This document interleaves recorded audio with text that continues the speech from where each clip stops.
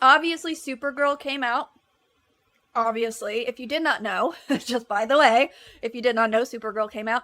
And it was not only a flop, like the biggest flop, like it actually did as bad as Birds of Prey, which I I'm a person who is not a superhero person. So when I heard the Supergirl stuff, I have been watching this for months. And I haven't really mentioned it because I'm not going to watch it. I'm not their target audience. I'm not even young enough for the target woman that they were going for. I'm aware that I'm not in their demo, so I'm not going to diss the movie for those reasons. But what I am going to diss the movie about, what a lot of people are dissing the movie about who are not superhero people, are just about women in film and how we're being depicted. And where are our mentors? Where are our heroes? Why is it that YouTube is the place that I have to go now to find people that use their brains, that I can learn from? Why am I trying to find women in entertainment that I can look up to rather than just be like, I'm glad I'm not that messed up? I don't understand. Is this a problem? Because men like to look at men who are better than them or whatever, and they're inspired to be like that. They don't see that as a limitation. They see it like, I can get better than that guy. It feels like men aren't as scared of competition. Like, competition makes them better, makes them do better, makes them work harder and exceed their competition. But it feels like women, we need to eliminate competition, not by being better than it, but by getting rid of it so we didn't ever have to compete in the first place. We need to automatically be the best. I feel like this is a women kind of tendency that we tend to have that need. I don't know if it's an insecurity or if it's just because subconsciously we understand some of our weaknesses strength wise. Like, my dad taught me how to change a tire. I know how to change a tire. I know I could tell you how to change a tire. I cannot change a tire. I cannot pick it up. So if my car broke down and I'm out in the middle of whatever, I would know what to do, but physically I can't. So I wonder if parts of our brain are developed because we understand some limitations.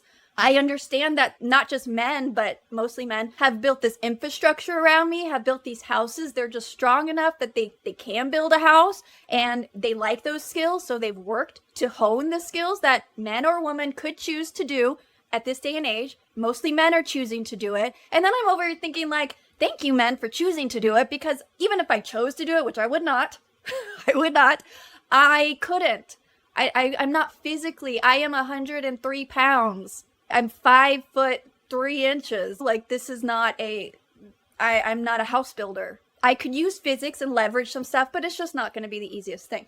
So I'm thinking about this and I'm like, well, I need women to be okay with asking for help. We were raised as women in the millennial boss girl kind of world. Like, I am 42, just for the reference of the women that I'm talking about. So my generation of women were raised to be self-sufficient and not need men, not even consciously thinking about all the things that we're using men for to survive, but we're thinking like, oh, we don't need men. You know, that's how we were raised. That's how we were taught. It's not logical. It's not the best way to think, but the main damaging part of that is that we were taught that it was better to be self-sufficient because we would get screwed over in the end, because it was better for us. We would be able to thrive better, not being told that just like this. Actually, I'm getting really frustrated. When you have a support system, man and woman, whatever, your relationship, you're stronger. Why is that not an obvious thing that we're taught? Why did I have to learn that the hard way? That I cannot save money. The things in life that would be so much easier, monetarily wise, just life support wise, taking out the trash. It is easier with support. With a relationship, whatever your relationship, do a relationship. Get support. That is how you thrive, people. And I don't understand what is wrong with women in entertainment, that they are still teaching this thing that clearly we know it's fake. You see the women hitting the walls. Those are the women who thought beauty was going to get them in the dating thing because they were told to wait and do all their 304 stuff until they were in this space. I didn't go down that road, but I went down a road. I went down a more of a boss girl road, more of like, I can thrive, I can do this. And then I was sick. And so there were things, and yes, there's anomalies in it as well, but I'm not going to separate myself from this boss girl mindset that if I hadn't been forced to have to choose work or having fun with life, you know, what they told boss girls was fun, which was really kind of ruining yourself. But luckily, I got sick and I couldn't do that, so I just had to go the work route. But I'm not above that. None of us were, but now we're all seeing it happening now. The women who have hit the wall, those are the women who, I guess, are believing the stuff that it's over for them. Listen, you're no longer a young spring chicken. Yeah, it's not called a wall, though. It's only a wall if you're still trying to date and do the things you were doing. That wall is just structure, it's foundation, and you're on a path. And now you just need to turn. The path is still going. It's still going, and you can thrive. Women who are like, oh, we're hitting the wall, and who you would say that person has hit the wall because they're like freaking out about it. It's just because they don't understand how to turn. Okay, no, girl, you missed the boat. You missed the young boat. Great, but you can still be attractive and beautiful, and there will be men who think that, just not the men that possibly you're wanting.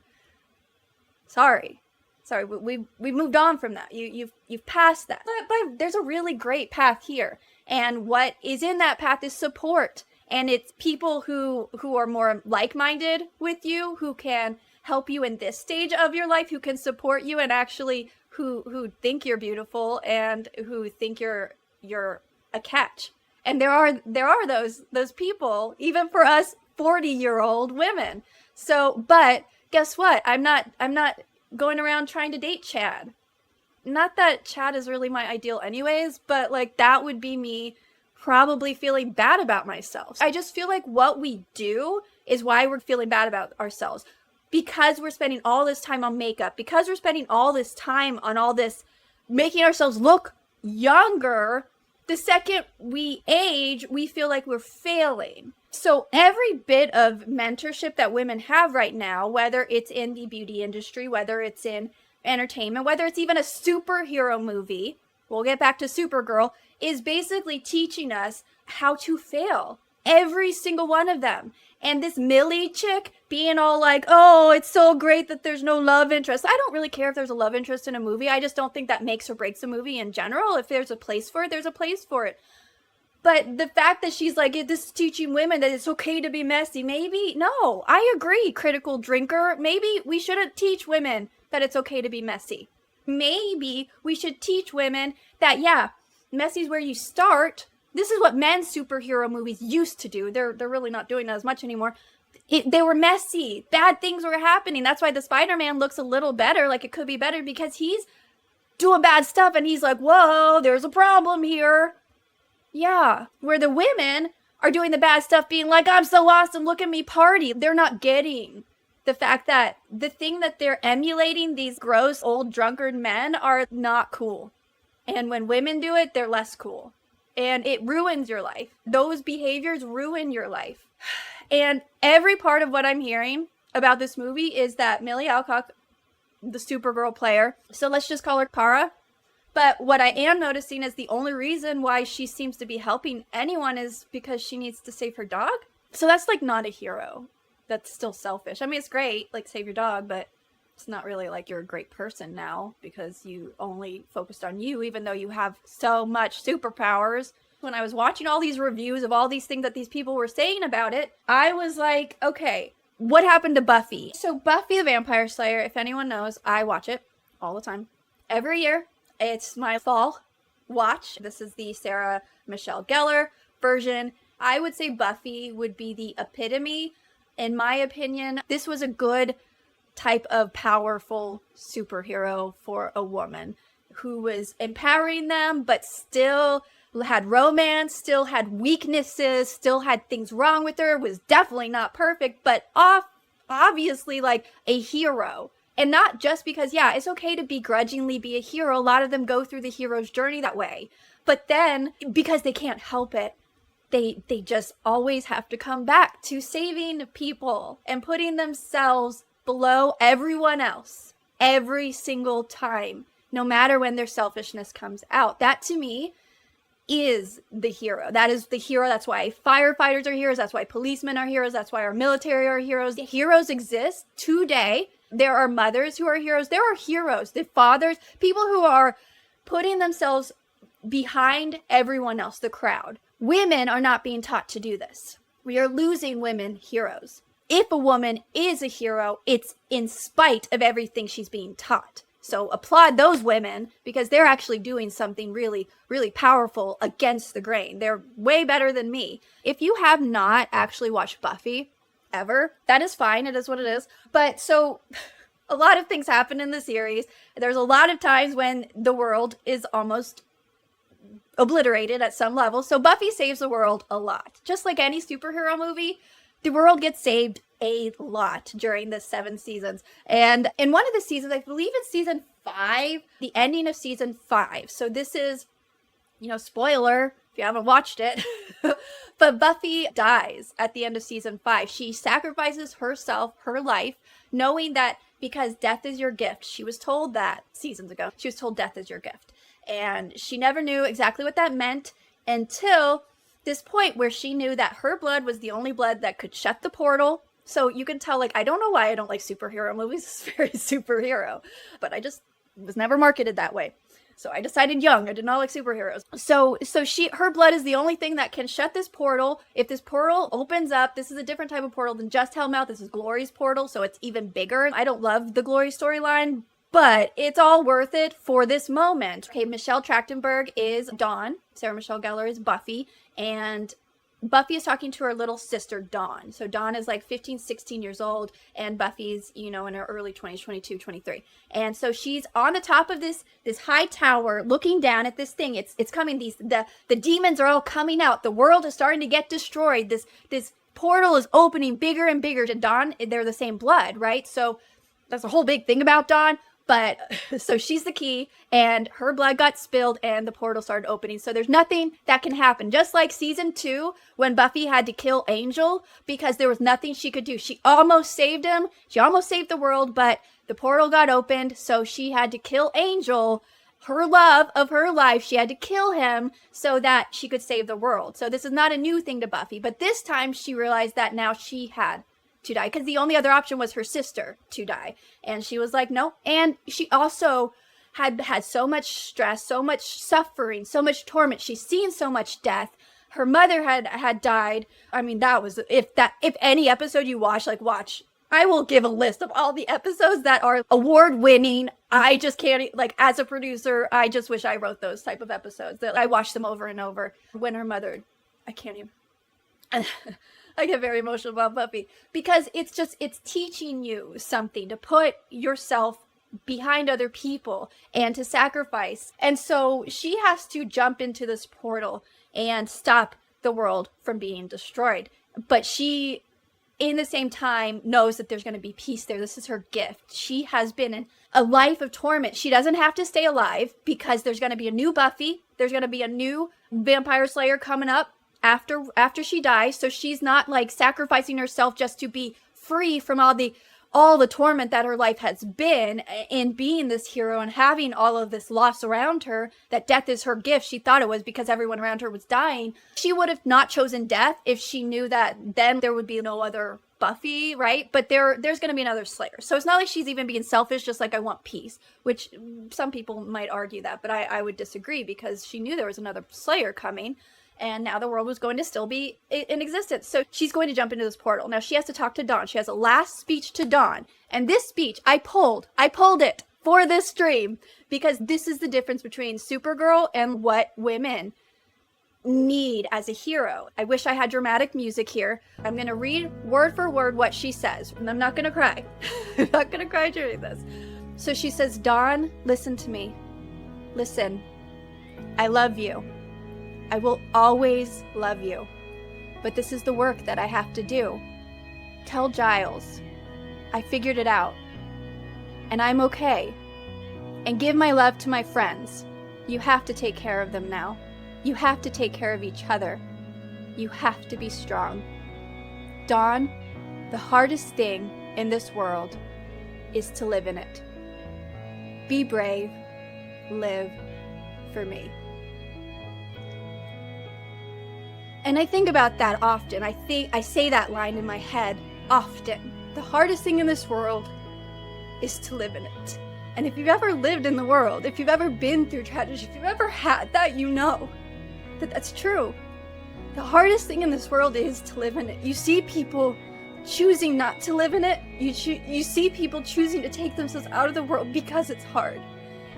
And then you need people like us who are willing to stand up and say, we're gonna take off the burden. I need people like men who have taken the burden off of me to build a house, to change my car tire because I can't do it. I need women who are strong, who have taken the burden to be a wife and mother and raise children in this world. I need to respect all of these people who have taken on their burdens that have allowed my life to be better. And I want to be that person too. And that's what a hero is. That's what a superhero should be doing. That's what Supergirl should have done. She should have had a line, something, what truth, justice, and whatever. That was their tag.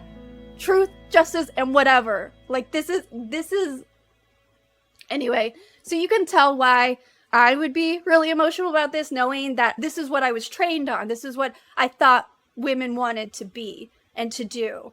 And now I see all these TV shows of women that are my age women who are making these movies for young women that have nothing to do with heroes. And they're teaching them how to ruin their lives. This was a really long 5-minute intro. You guys have chatted with me, and I'm really sorry that I went in a weird rant on that, but that's just where my mind's been. It's a very bleak world when you don't have hope, and when you have movies that are teaching young women and they think that's what young women should learn. I'm worried about our future. Why can't we teach women how to be strong? I'd just say Buffy because it's not a superhero. It was made for me. It was made for women, young girls. It was teaching us good things. How far have we come? Joss Whedon, for all of his faults, which seems to be many alleged faults, was a great writer of his time. When he tried to do other things, I'm not sure everything that happened with Joss Whedon later. But in the beginning, what he created and what he did in Buffy, even with all the toxic environment that was obviously there, was really powerful for young women. So when I say boss girl eras and things, I get empowering women, but boss girl is not the same as Buffy. And when people try to put them, it just doesn't make sense. And when they tried to bring it back, I prayed about it and I was like, they can't do this. Sarah Michelle Gellar was like, they're bringing it back, definitely can't bring it back without Dawn. But it's just like how they write today, they would have killed Buffy. I mean, she died a lot in her show, but you know what I mean? They would have ruined her. And they just can't do that because I can still watch that character today and I can think, life can get hard, but we have to be brave because the hardest thing about life is continuing to live it and to help other people do that. And right now it seems really relevant, that line, because there's so many people through hard times that have decided they can't continue. And that's what we have to be here for, to show heroes that the messy part isn't the end, right? That's what the heroes are supposed to show us, that the messy drunkard isn't the beginning and the end. It's just maybe a space, a transition, and we can be better. If I ever stopped at my worst part, if you're in hell, like don't stop there. Keep walking because you need to get out, right? So if you're in a valley, don't just sit down and fall there. Just keep walking. You will get out of the valley. Just don't stop in the valley. To be fair, the dog hook worked well for John Wick.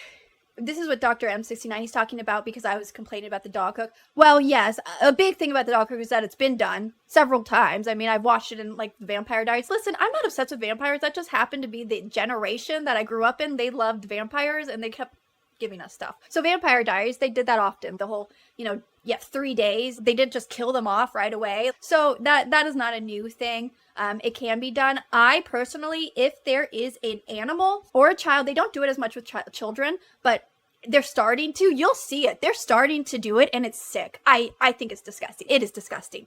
They do it already with animals. You watch it in horror. You watch it in any type of adventure. They will sacrifice the animal to get that emotion. They used to not. They used to always save the animal. Now they don't. you can't trust Hollywood. They're disgusting people. Now they don't save the animals anymore. So I do not watch. If there's an animal on the show, I don't care. You don't play on my need to protect children and animals. Don't do it. I don't watch that crap. That will stress me out that's not entertainment. That is stressful. And that is disgusting when they actually go further and don't save the animal. No, I don't even allow them the chance to trick me and make me feel like the animal's not gonna. No, I don't mess with it. So if an animal is part of the storyline, it will be turned off in my household. It will not be watched. And I have done that with things that I probably would have liked, but I don't even care. I don't know if that's just a me thing, but it's the same like why I can't watch war movies or action adventure, even superhero. I just get so stressed out. Like, this person doesn't need more anxiety. Doesn't look like I need more. Do I need to be more on edge? I don't think so, y'all. So you guys, like Dude, Guy Broman, and Dr. M69, you probably know this. The whole first Superman, I actually watched pieces of it, mostly because that Superman, what is it, David? Is that his name? I enjoyed him in The Politician, which was on Netflix. I'm a really big fan of Ben Platt. And so he played River, the Superman, the current Superman, James Gunn's Superman.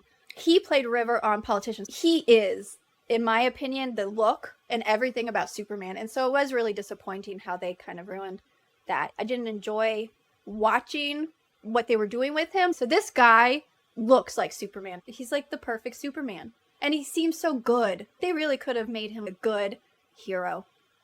I think that's the thing that's tricky about Superman, why people might not like Superman. It's just he's so good, right? Because Superman is inherently good. You already have Batman in that DC universe, right? You already have a tragic storyline. You have all that stuff. Superman is inherently the all-American family version of the superhero. We have other superheroes that aren't that.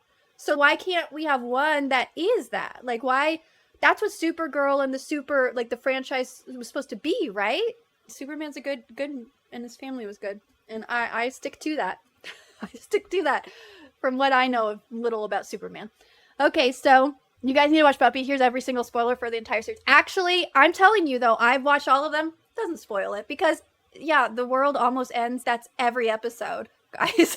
Like, spoiler alert, the world doesn't end. Ever.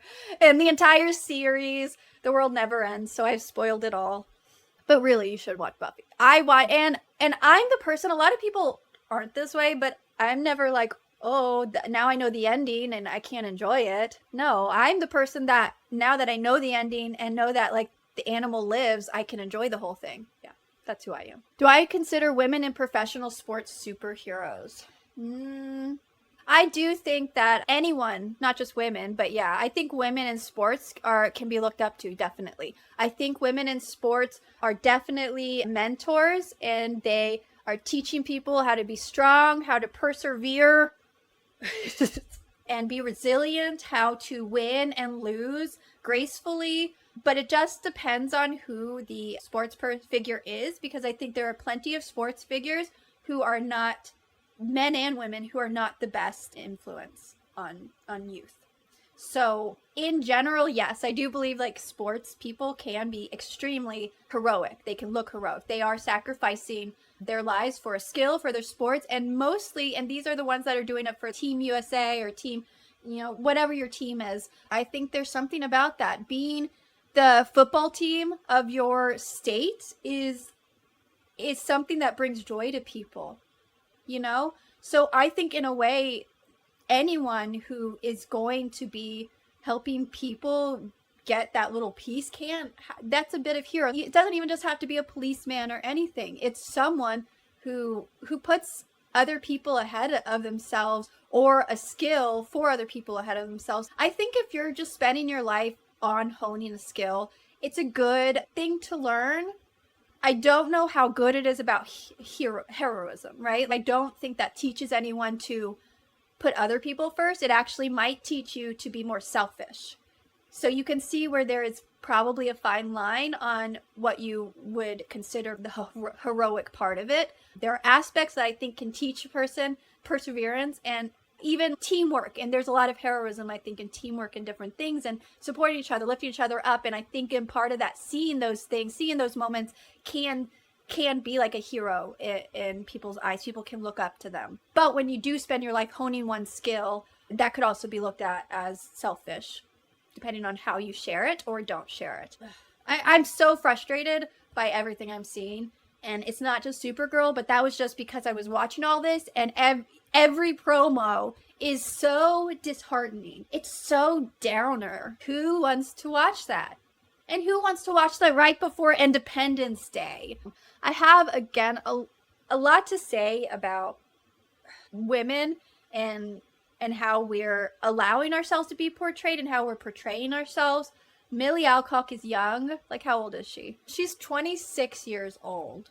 She hasn't learned the hard way yet. She will learn. And then she'll be in her 30s and 40s and start realizing how wrong she was and possibly how bad she did for the world. I mean, I don't know, though, because I expected Anne Hathaway to get there. She still hasn't gotten there, so maybe there are lost causes, but that's a whole different topic. Kind of. I don't know. It does have to do with superheroes, though, I guess. Skills and soft and hard skill sets that we are not learning from superheroes as women. And I don't think men are really, in the last few years, have really been learning a lot from superhero men either. I think the entertainment business hired a lot of people who decided that men needed to not be masculine either and needed to be treated like crap and be the default evil in every narrative. I'm talking about movies, but I guess that does work in life. And White Pill Radio, he's saying women don't need to have external competence, aka masculine. And I agree. I think we have our own strengths, and mine is not physical. This is a stronger muscle. This muscle's not as strong. This one's a little stronger. Look. Does that look good? Takes a lot of effort. That kind of hurt. I do weight lift and stuff, but not bodybuilder. I try to maintain some small muscle mass. I can lift some small boxes. Okay, fight evil, make a sandwich. Yes.